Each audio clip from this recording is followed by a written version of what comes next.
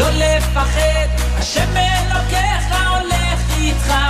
עם ישראל לא מפחד, השם אלוקינו השם אחד. Bonjour à tous, nous sommes ravis de vous retrouver ce matin à l'antenne de Radio Judaïka dans votre émission L'univers de la Yeshiva présentée par le Rav Mordechai Chalençon. Bonjour Estelle, bonjour à tous les auditeurs et auditrices. Bonjour mon Rav Mordechai. Comment ça va? Baruch Hashem et vous? Baruch Hashem, Baruch Hashem. Merci d'être avec nous ce matin. Alors, qu'avons-nous au programme cette semaine? Alors, je vous annonce déjà pour la semaine prochaine que nous aurons la chance de recevoir le Rav Sarfati qui nous parlera de la shlichut, la force de chacun d'entre nous, ce qui est sans aucune distinction, de pouvoir penser à l'autre, de pouvoir aider l'autre, de pouvoir être là pour l'autre, et pas seulement matériellement, ce qui peut être facile entre guillemets à tout à chacun, mais aussi et surtout spirituellement, aider moralement à se rapprocher de notre Torah, se rapprocher du judaïsme, se rapprocher aussi du bonheur. Alors, en parlant de bonheur, comment s'est passé votre One Woman Show? Ah, très bien, Rav Mordechai, très bien. Parce Écoutez, on m'a dit c'était extraordinaire. Ah, mais ils vous ont dit que ça? Ah non. Je vous laisse en parler. Non, je plaisante. Non, c'était super. Il y avait une très bonne ambiance. Le public était au rendez-vous. Beaucoup de bonheur partagé. C'est toujours un plaisir d'être sur scène. Hein. C'est toujours un moment parce que sinon je ferais pas ce métier. Et ce qui m'anime et ce qui me motive, c'est toujours ce qui fait vraiment du bien, c'est d'entendre les rires. Évidemment, vous allez me dire, vaut mieux pour une humoriste, hein, parce que sinon. C'est que j'ai mal fait mon boulot. On est bien d'accord. Mais c'était un beau moment. On est toujours stressé avant de monter sur scène. Et puis après, ça passe toujours trop vite. Une fois que c'est fini, on se dit quoi? Ça y est, c'est déjà fini. C'est des instants magiques. Et il y a eu de belles impros, de bons retours. Non, vraiment super. J'étais vraiment contente. Et j'espère qu'il y aura de prochaines dates, exactement, où que je pourrai vous communiquer. Et on pourra passer un bon moment ensemble. Bezrat Hashem. Et donc c'était la frite, hein, c'était bien Boré Peri Adama. Hein. C'était bien Boré Peri Adama. On a fait ça, vous auriez été fiers de nous, monsieur le rabbin, fiers de nous. C'était magnifique. C'était en chœur, toute la salle faisait Boré Peri Adama. Amen. Mais franchement, vous avez manqué ça. C'est pas tous les jours, hein. C'est pas tous les jours, non. Alors dites-nous ce matin, on a des auditeurs qui nous ont posé des questions assez intéressantes. Dites-nous un petit peu. Alors, aujourd'hui, nous avons la question d'une jeune fille qui nous dit c'est très très intéressant comme question, comment ne pas réfuter la Torah avec la science, comme par exemple la création du monde ou Darwin? Alors ça, c'est une question assez vaste, hein, parce que la création du monde, il y a beaucoup de détails. Darwin, on connaît Darwin, mais on va essayer de prendre ça le plus simplement possible. Alors premièrement, il n'y a pas spécialement, obligatoirement, un conflit entre la science et les écrits de la Torah. Ils viennent même des fois surtout confirmer ce qui est écrit dans notre Torah. Est-ce qu'il y a dans la Torah, est-ce qu'il y a marqué que l'homme descend du singe? Alors on va en parler tout de suite. Ah. Alors bien sûr, premièrement, il faut savoir que dans la science, c'est des théories. Des théories, ça veut dire que c'est quelque chose qui n'est pas sûr, et que des scientifiques, après avoir bien réfléchi, ont pensé que c'est une possibilité. Et il y a des fois des théories qui sont tout à fait contradictoires. Et c'est bien pour ça que ça s'appelle des théories, et pas des faits. Alors, d'abord, c'est tout à fait compréhensible, puisqu'on a retrouvé des squelettes d'âge lointain, etc. Mais dans notre Torah, il y a une histoire tout à fait intéressante, l'histoire de la tour de Babel. Après qu'il y a eu le déluge avec Noé qui a été sauvé avec l'arche, les animaux, etc. À ce moment-là, après que les hommes se sont remultipliés, il y a eu 3 sortes de personnes. Il y a eu des personnes qui se sont dit, construisons une tour. Montons au sommet de la tour pour se protéger d'un nouveau déluge.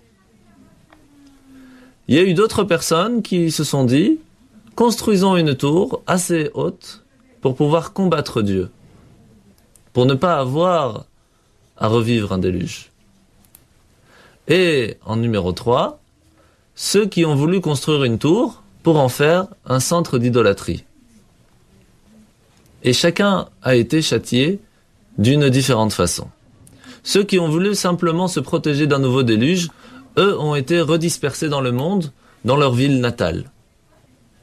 Ceux par contre qui ont voulu construire une tour pour combattre Dieu, eux ont été transformés en singes et aussi en démons.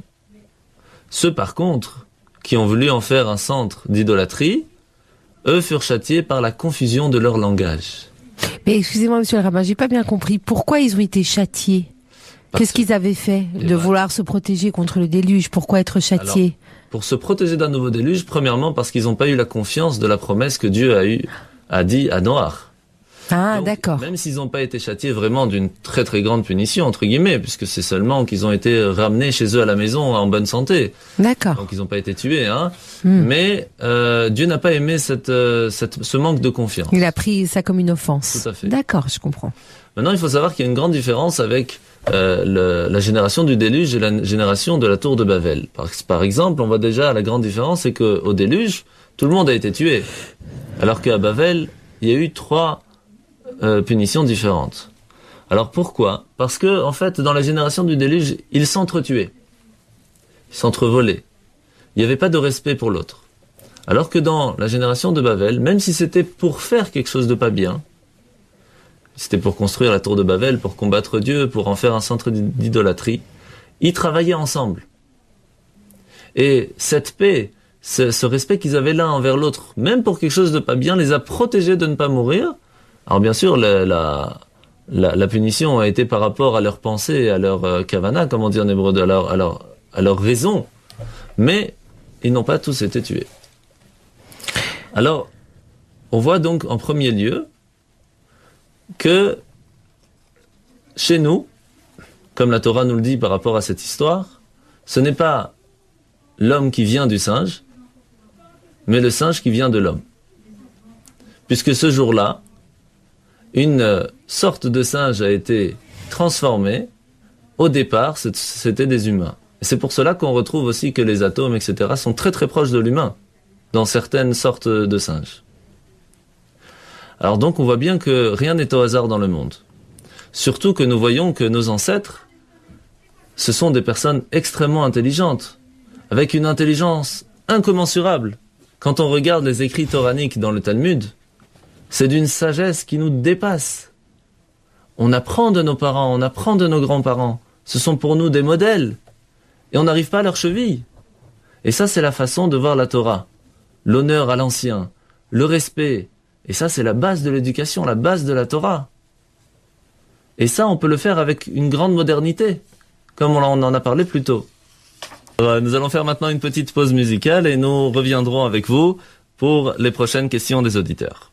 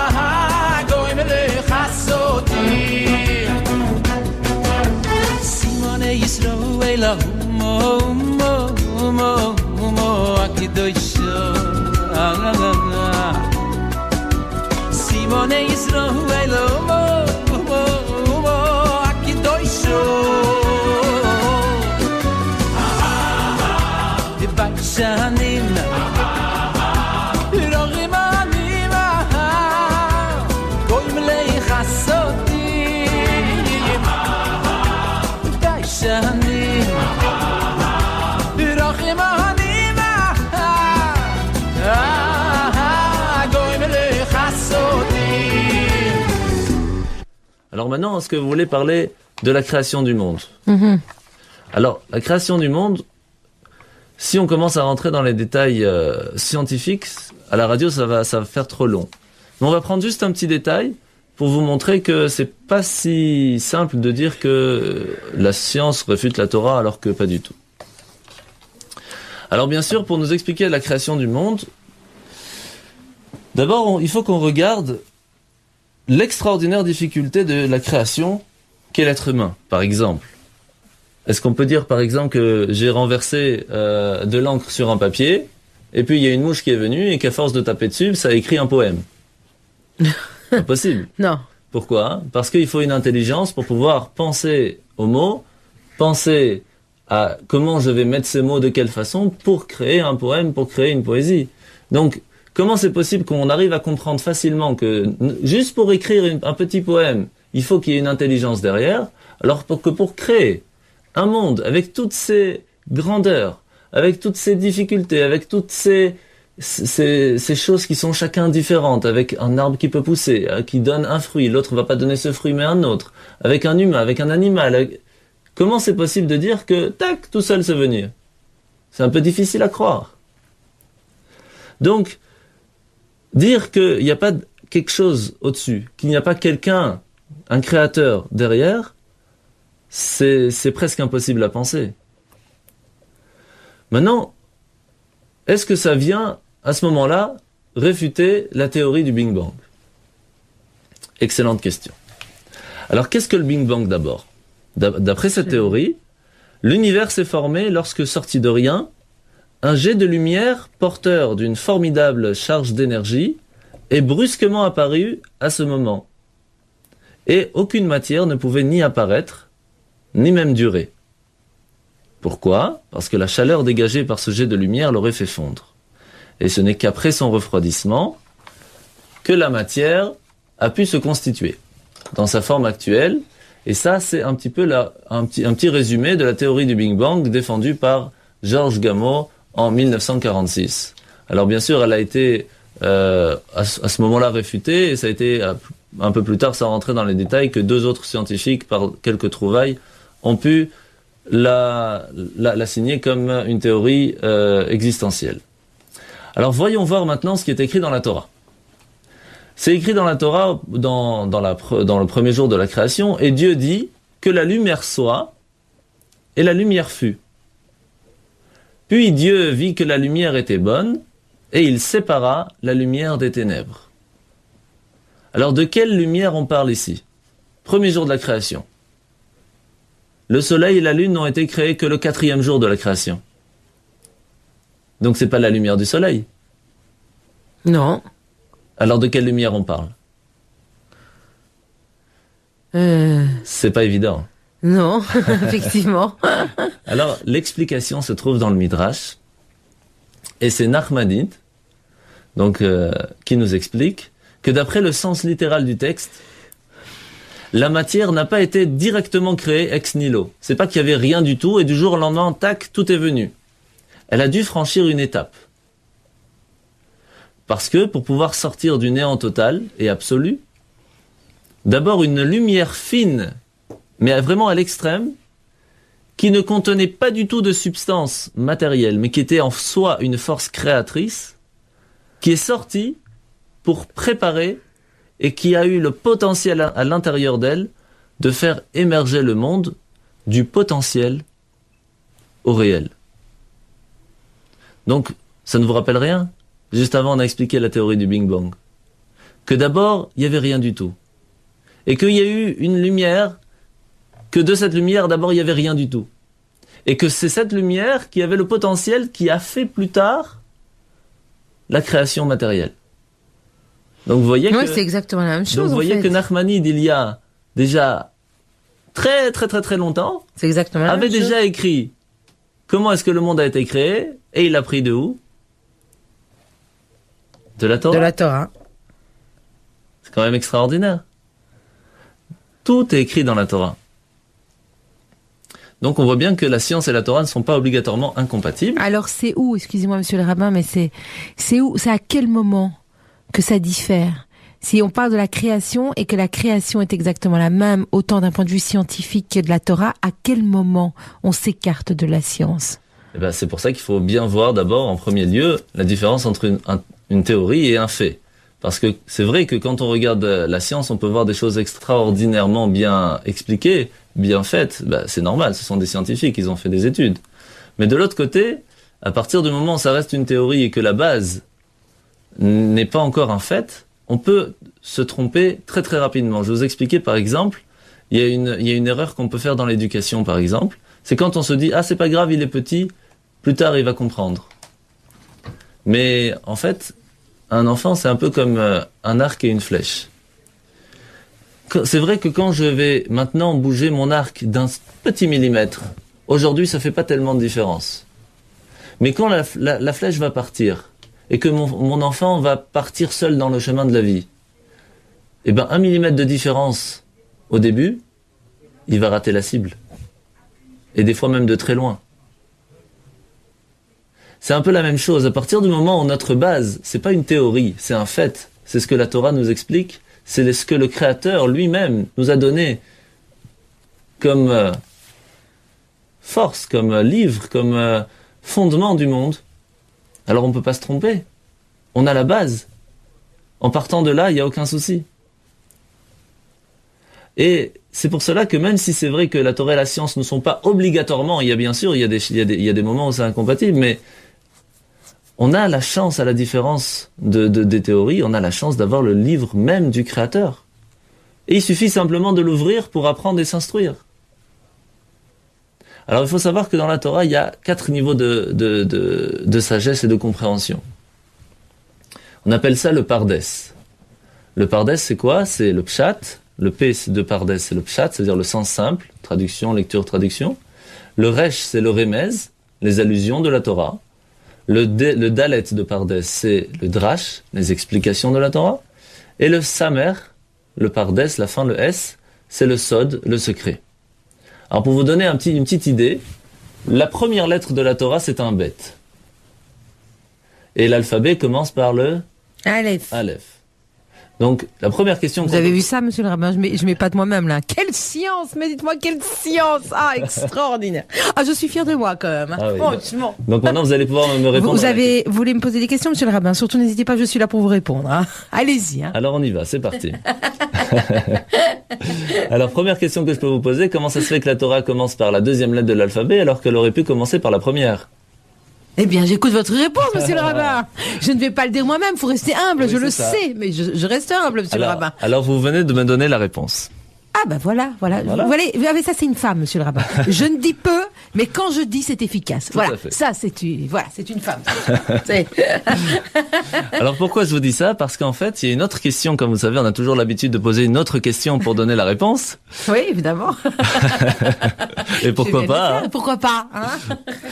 Et il y a en fait une question tout à fait étonnante qu'on pose, c'est que quand on prend un livre du Talmud et qu'on ouvre à la première page n'existe pas. Tout de suite, on arrive à la deuxième page. La première page n'existe pas dans le livre du Talmud. Comment ça se fait? Dans le livre de Talmud de la Torah, bien sûr. Comment c'est possible? Pourquoi? Eh bien, en fait, c'est un moyen de faire comprendre à l'élève que même s'il connaît toute la Torah, tout le Talmud, tous les écrits, tout par cœur de A à Z, en fait, il n'a même pas commencé encore. Il n'a même pas commencé à apprendre la première page. Et donc, il faut rester humble, même avec toutes les connaissances qu'il a. Et donc c'est aussi une des raisons pourquoi est-ce que la Torah commence par un bet, pour nous apprendre que même si on la connaît de A à Z, eh bien on n'a pas encore commencé à l'apprendre, tellement elle est vaste et incommensurable. Alors il faut savoir aussi que la dernière lettre de la Torah c'est un lamed, et la première c'est un bet, et quand on les met ensemble ça fait lev, parce qu'il faut apprendre la Torah avec le lev qui est le cœur. Il faut l'apprendre avec cœur. Mais ça, ce sont des réponses qui sont, on va dire, encore dans le niveau du sens simple. Ah, ça c'est simple. Ça c'est simple. Bah, je l'avais pas remarqué cette histoire de bête d'élève. J'avais pas. Heureusement que c'est simple, monsieur le rabbin. Nous allons finir cette émission. Je vous remercie, Estelle, d'avoir bien voulu participer à cette émission. C'est moi qui vous remercie, monsieur le rabbin, d'avoir bien voulu répondre à toutes nos questions. C'est avec un grand plaisir. Je vous invite à rester à l'écoute de Radio Judaïka et à tout de suite avec un invité exceptionnel, Monsieur Élisée Cri de la communauté de Lyon.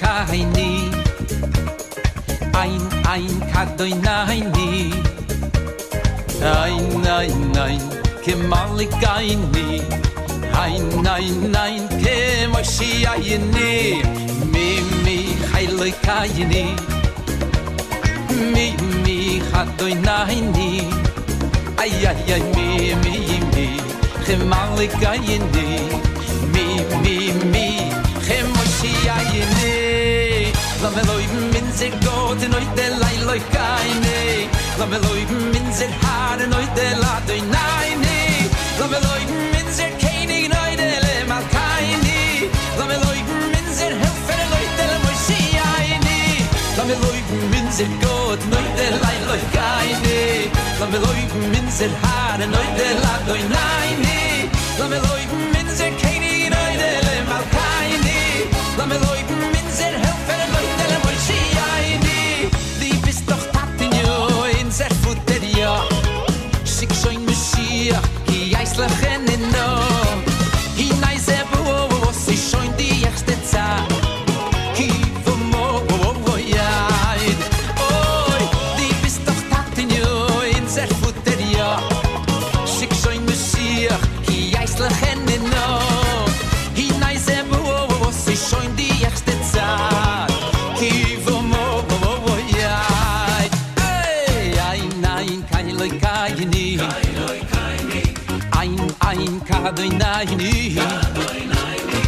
ay nein kemalikaini ay nein kemoshiyayne mi hailikaini mi kadoy naini ay mi kemalikaini mi keboshiyayne hey la meloy min ze got noy de lai loy kaine la meloy min ze har noy de la doy naine la meloy min ze kaine noy de le mal kaine la meloy min ze helfer noy de le moshiaine la meloy min ze got de lai loy kaine la meloy min ze har la doy naine la meloy min ze kaine noy de le mal kaine la meloy min ze helfer noy de le moshiaine di bist doch tatin yo in zer futeria sik shoin meshia ki aisla khenno hi nay ze bo si shoin di erste tsa ki vomo voyai di bist doch tatin yo in zer futeria sik shoin meshia ki aisla khenno hi nay ze bo si shoin di erste tsa ki vomo voyai ein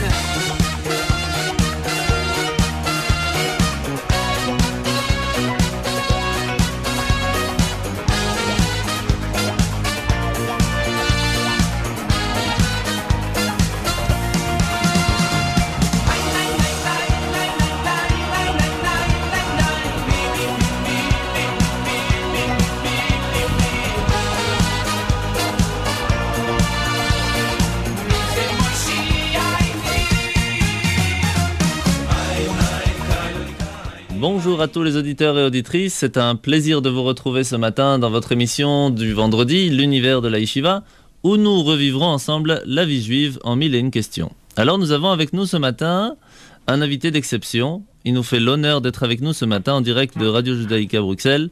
Monsieur Élise Écrit de Lyon, un membre actif du mouvement Lubavitch de Lyon, aussi animateur à Radio Judaïka de Lyon, et aussi très actif dans l'association des Téphilines pour Tsahal. Bonjour Monsieur Écrit, merci de votre présence. Comment allez-vous ? Grâce à Dieu. Et vous allez bien ? Baruch Hashem, Baruch Hashem. Merci encore d'être avec nous ce matin. C'est avec plaisir. Alors j'aurais voulu parler avec vous ce matin d'un sujet qui nous concerne aujourd'hui, un sujet d'actualité. Ce Shabbat, nous sommes le Shabbat Parashat Chaye Sarah.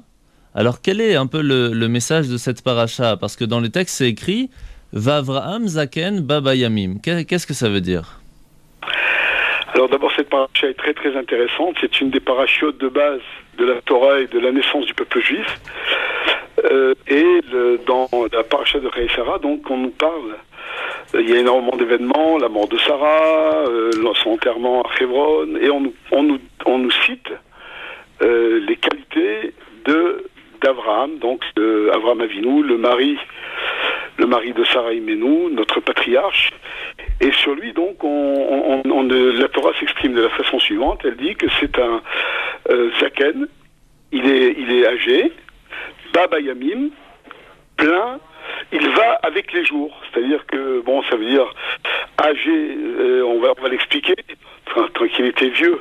Parce que là, on nous parle d'Abraham Avinu, au moment du décès de Sarah, il avait 37 ans. Et Baba Yamim, ça veut dire que tous ces jours étaient plein de bonnes actions, plein de remplis du matin au soir, 24 heures sur 24.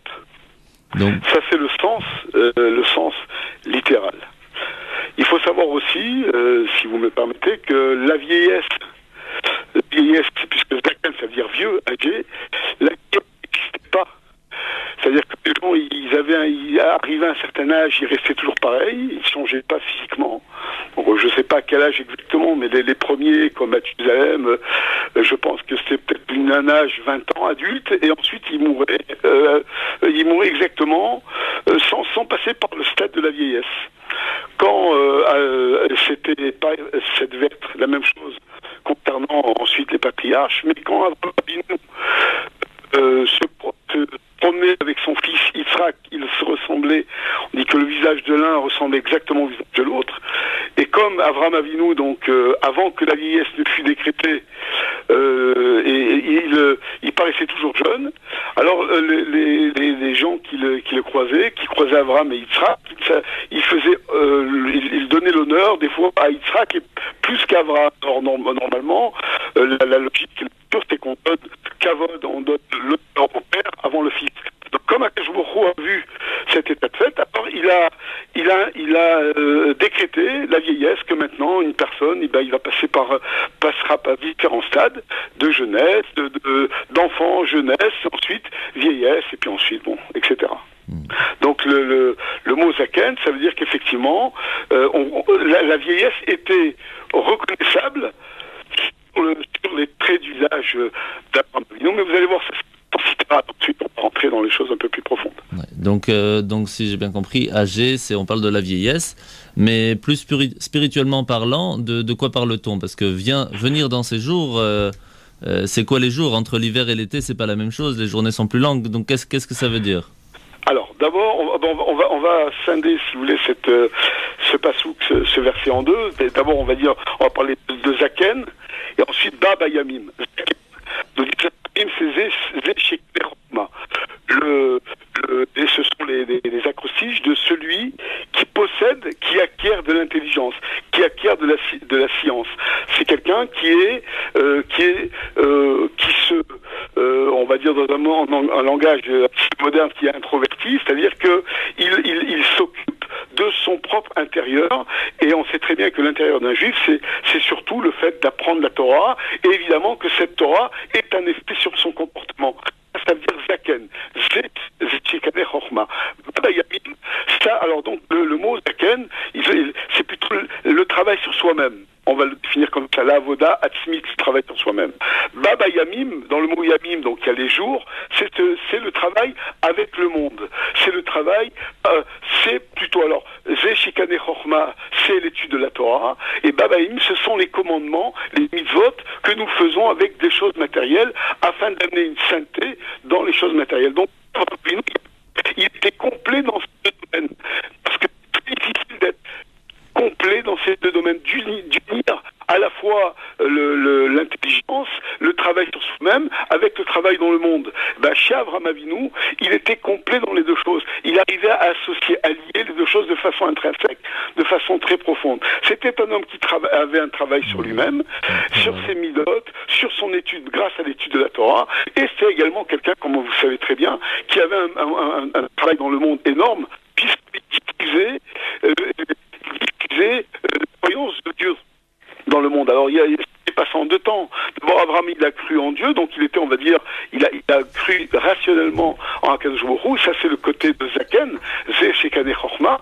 Et ensuite, il a diffusé cette croyance dans le monde entier, donc avec un contact avec le séculier, avec le monde.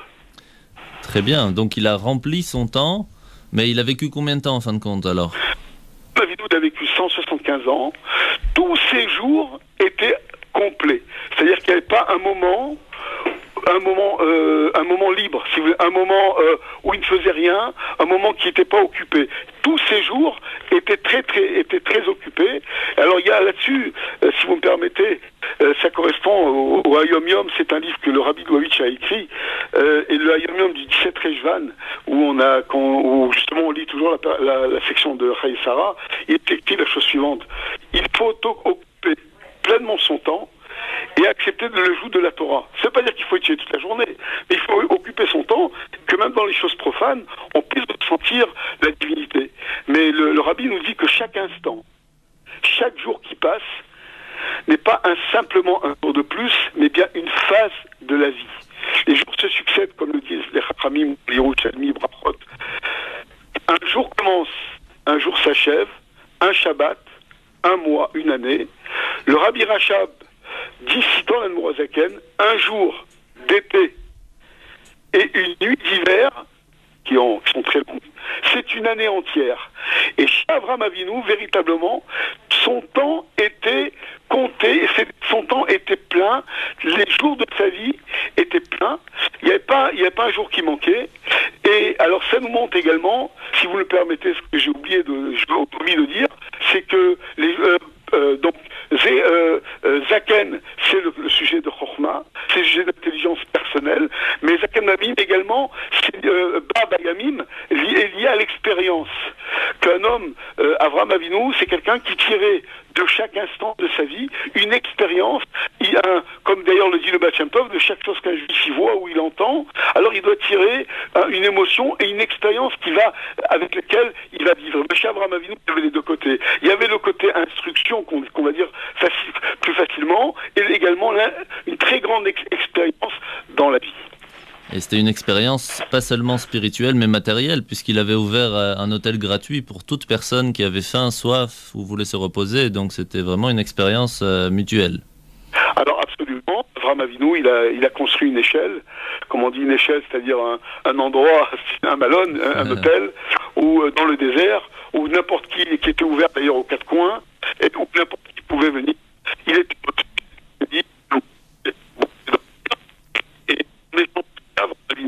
lui demander de reconnaître Dieu et de remercier Dieu.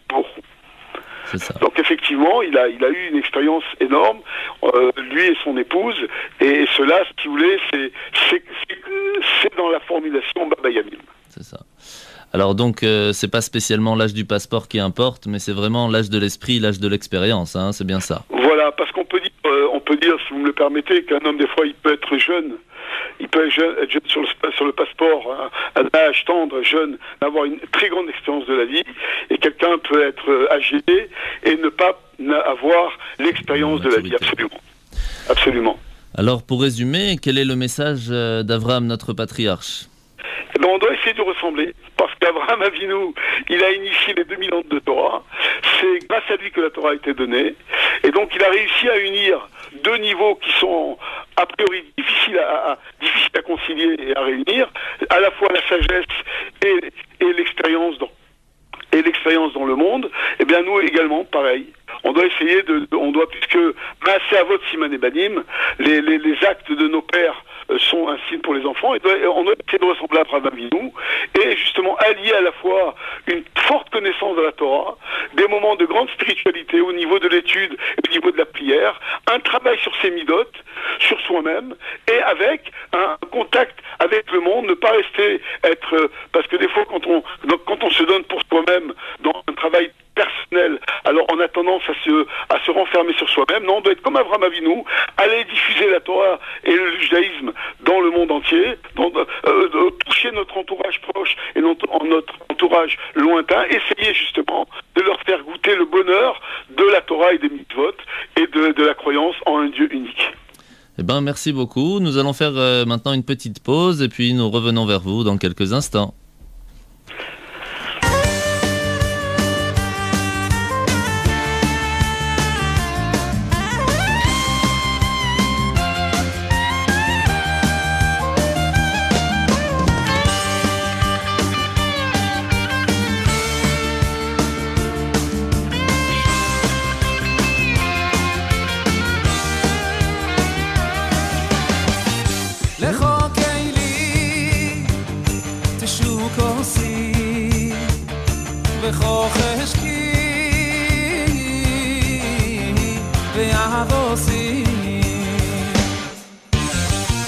לכל ליבי וכי יויסאי וכוחי ונשמוסי השיבני ואושובו וסייצס תשובו סי השיבני ואושובו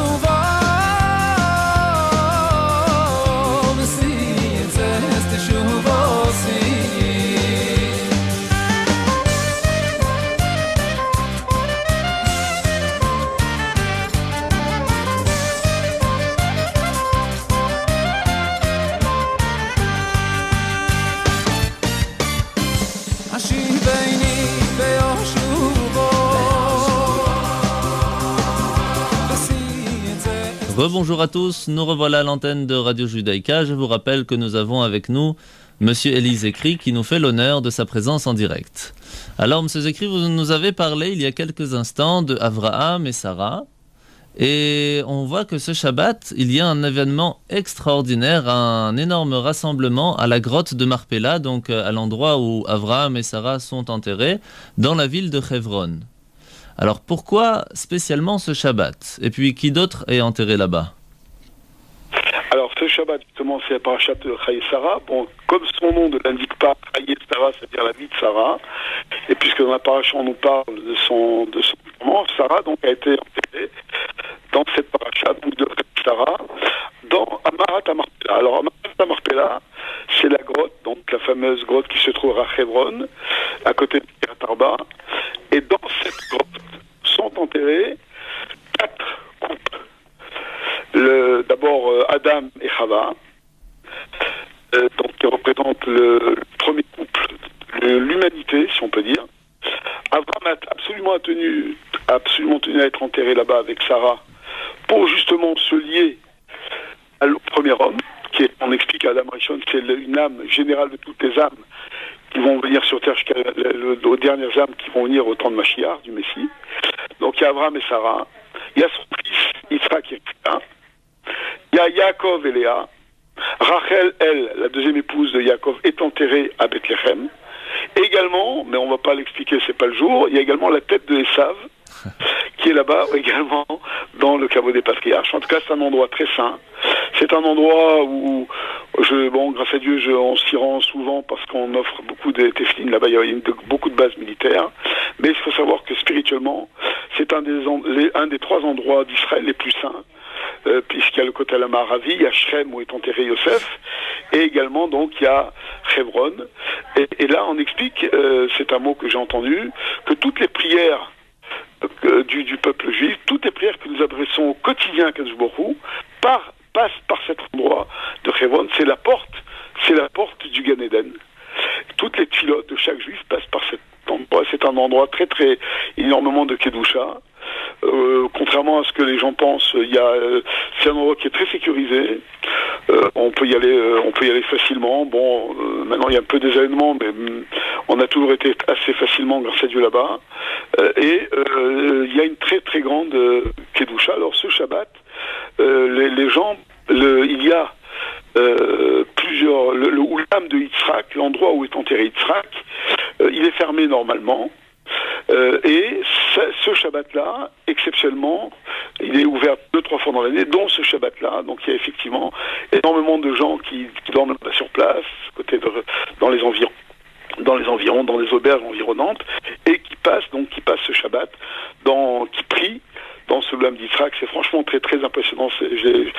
On nous l'a ouvert 2 fois pour nous, et c'est vraiment un endroit où on ressent véritablement nos patriarches. On sent que nos patriarches, en vérité, c'est ça la force du judaïsme, mais c'est tellement vrai, qu'ils sont vivants, qu'ils sont présents, on peut vraiment les ressentir, et effectivement dans cet endroit-là qui est Ma'at HaMarpela. Eh ben, c'est magnifique. Donc tout le monde va aller ce Shabbat, toute la terre d'Israël, tout le peuple juif va se retrouver là-bas à Hebron ce Shabbat. Et parce que c'est pas non plus l'endroit n'est pas extensible, hein. Oui, tout à fait. C'est quand même mais il y a énormément, il y a déjà des gens là, qui sont là-bas sur place, évidemment, avant Shabbat, bien avant Shabbat, et les gens dorment où ils peuvent, mais effectivement, c'est un très très grand Shabbat. Chayei Sarah, juste pour dire un petit mot concernant le nom même de Chayei Sarah, c'est écrit la vie de Sarah, et pourtant, Chayei Sarah, Sarah, elle vit. En réalité, Sarah, elle vit à l'intérieur de chacun d'entre nous aujourd'hui.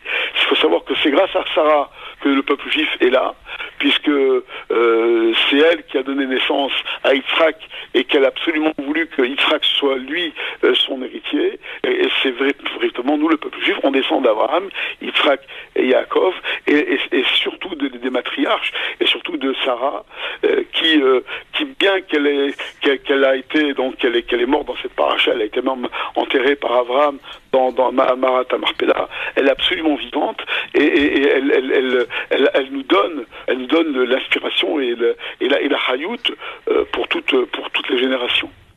Mais pourtant, c'est quand même écrit Chayei Sarah, la vie de Sarah. Et à peine au début, on dit qu'elle est partie de ce monde, donc comment... Parce que les tzadikim, si vous voulez, la vie, déjà un juif normal, la vie ne s'arrête pas à la vie terrestre. Un juif, quel qu'il soit, il a une neshama, il a une âme, il a un olam haba, il part dans le monde futur. Et alors, à plus forte raison, quand on parle des tzadikim, puisque leur enveloppe corporelle, tant qu'ils sont vivants sur cette terre, alors gêne à leur développement spirituel, mais qu'une fois qu'il y a une mort, si vous voulez, physique, et c'est quelque part, ça c'est le bien du décès, bien la mort, l'âme ensuite, elle n'a plus aucune limite, et elle se répand dans le monde entier, et tout celui qui est attaché à l'âme de ce tzaddik, alors bénéficie de ces bénédictions, de ces intercessions auprès d'Hachem, à la fois dans le monde, dans notre spiritualité, mais également même dans nos besoins les plus corporels. Les tzadikim, ils interviennent auprès d'Akadosh Baruch Hu pour nous donner ce que je vous souhaite à tous, qui êtes en Belgique, que Dieu vous donne une parnassa, santé, briout agouf, une bonne santé, amen, amen. beaucoup de santé, beaucoup de bonheur matériel, et évidemment, quand on a du bonheur matériel, on peut ensuite, on a tout loisir à avoir du bonheur spirituel. Tout à fait. Eh ben, merci beaucoup, Monsieur Zekri, pour toutes ces explications. Merci pour votre disponibilité. Je vous souhaite de tout cœur aussi, à vous aussi, à toute la communauté de Lyon, une bonne continuation, de passer un bon Shabbat. Mais juste avant, expliquez-nous un petit peu comment est-ce qu'on peut s'attacher à Sarah. Sarah, qu'est-ce qu'elle faisait de spécial pour qu'on puisse nous aussi s'attacher à elle aujourd'hui. Elle allumait les bougies de Shabbat, je crois, c'est ça ? Voilà, alors qu'on dit que que Sarah, il y avait 3 miracles qui étaient en permanence dans sa tente. Elle avait la nuée de gloire d'Akadosh Baruch Hu. Il y avait la Shekhinah dans sa tente qui se manifestait. La Shekhinah, c'est-à-dire la présence divine qui se manifestait par une nuée de gloire. Elle avait la bénédiction dans la challah, dans le pain. Elle faisait elle pétrissait une petite quantité, ça devenait une quantité énorme. Et il y a un miracle également chez elle. Elle allumait les bougies vendredi soir. D'ailleurs, j'incite toutes les femmes et les jeunes filles d'allumer les bougies. Ça mène beaucoup de lumière dans le monde. En ce moment, on en a énormément besoin. Et cette lumière, les bougies qu'allumait Sarah, elle brillait, elle brûlait du vendredi, ce vendredi-là, au vendredi d'après. Une semaine entière, c'était un miracle. Et quand Sarah est décédée, donc, ces miracles n'ont pas, se sont interrompus. Mais quand Yitzhak, et c'est pour ça que nous disons que tant que sa mère, tant qu'on a notre mère, alors on est attaché à notre mère. Mais ensuite, après Shalom, quand notre mère s'en va, ensuite, donc on se rattache à notre épouse. Et quand Yitzhak a amené son épouse, et ça c'est d'ailleurs dans la paracha de Chayei Sarah, c'est le premier shidur de la Torah, la première rencontre, quand Yitzhak a amené Rivka dans sa tente, alors les 3 miracles qui étaient là du temps de Sarah sont revenus. C'est-à-dire que Rivka également, elle avait la bénédiction dans la challah, dans le pain, elle avait la nuée de gloire d'Akadosh Baruch Hu, donc la Shina, la présence divine dans sa maison, la challah et la présence divine, et aussi donc elle allumait la lumière, les bougies qui brillaient d'un vendredi au vendredi suivant. Magnifique. Eh ben, merci beaucoup, M. Zekri, pour toutes ces explications. Merci pour votre disponibilité encore une fois. Je vous souhaite de tout cœur de passer un bon Shabbat, que vous ayez la santé pour vous, toute la famille, et pour votre père aussi, qu'il soit en bonne santé, Bezrat Hashem. Amen. Que vous puissiez continuer cette grande mission dans la joie, la largesse. Et vous pouvez aussi passer un grand bonjour à toute la communauté de Lyon, de la part de toute la communauté de bruxelloise, qui vous remercie pour cette interview. À bientôt, j'espère, Bezrat Hashem, au plus vite à Jérusalem avec Mashiach. Amen. Merci Mordechai. On n'oublie pas que vous étiez de Lyon.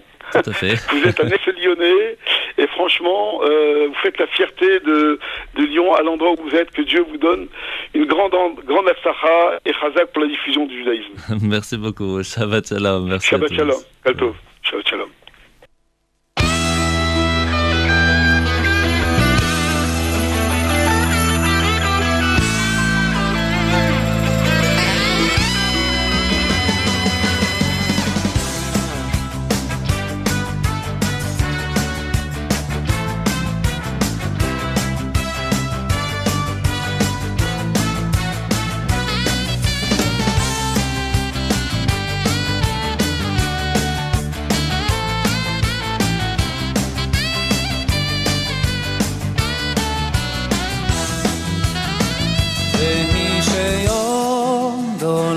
voiceinu וישעמדו לבויסנו ולא נו שלא יחוד בלבוד עומד עולנו לך לא יסנו עומד עולנו לך לא יסנו.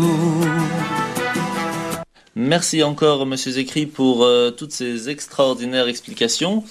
Et je vous rappelle, pour toutes les dames et les jeunes filles, que nous sommes aujourd'hui le Shabbat Parashat Chayei Sarah, qui est une paracha extraordinaire. L'allumage des bougies de Shabbat sera à 16h39, et donc nous lirons la paracha Chayei Sarah.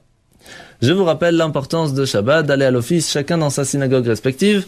Et pour ceux qui désirent venir chez nous à la Yeshiva et profiter de cette ambiance extraordinaire. Surtout pour l'anniversaire de Monsieur le Rabbin.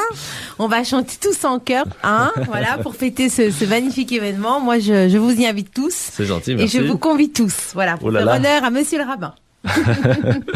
Alors, je vous invite donc à venir vendredi soir à 19h et le samedi matin à 10h avec le Tchoulan de Pnina, et ce, toute l'année. Alors c'est ainsi que finit notre émission. Je vous rappelle qu'il vous est possible de poser vos questions sur la page Facebook de l'émission, l'univers de la Yeshiva, et elles seront répondues la semaine prochaine à l'antenne de Radio Judaïka. Merci encore à nos invités et Shabbat Shalom. Shabbat Shalom. עם ישראל לא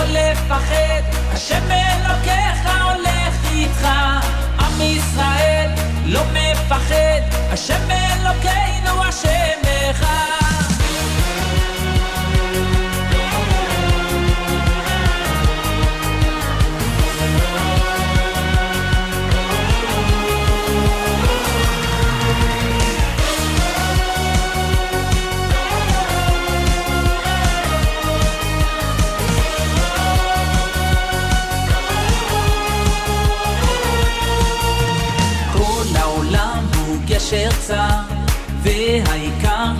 מפחד כלל, ומלמעלה הוא שומר, צר ואויב לא יתקרב, אח לאח ויד ביד, ישראל זה עם אחד, ומלמעלה הוא עוזר, שומר שומר ישראל.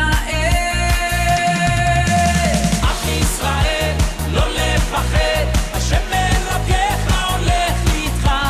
עם ישראל לא מפחד, השם אלוקינו השם אחד. עם ישראל לא לפחד, השם אלוקיך הולך איתך. עם ישראל לא מפחד, השם אלוקינו השם אחד.